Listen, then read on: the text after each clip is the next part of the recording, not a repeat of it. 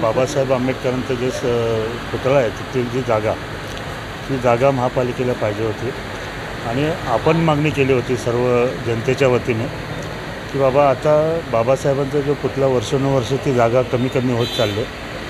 तर कुठेतरी असं कायमस्वरूपी जी जागा आहे मागची वगैरे किंवा आजूबाजूला जी जागा आहे ती जागा त्या पुतळ्यासाठी राखीव ठेवावी. इतर ॲक्टिव्हिटीज म्हणजे त्यांच्या जीवनपटाचं दालन असेल किंवा अजून काय असेल ते सर्व तिथे ॲक्टिव्हिटीज करावी, त्यासाठी जागा आम्हाला मिळावी ह्यासाठी आज तिथे बैठक होती. आणि त्या बैठकीमध्ये असा निर्णय झालेला आहे की ज्यावेळेस ते ॲडमिनिस्ट्रेशनचा निकाल येईल, साधारणतः 6 जूनला ती तारीख आहे, त्या तारखेला किंवा पुढच्या तारखेला, तर त्याच्यानंतर ती जागा आपल्या बाबासाहेबांच्या स्मारकासाठी, कारण आपण आता ते भव्य दिव्य बनवतो,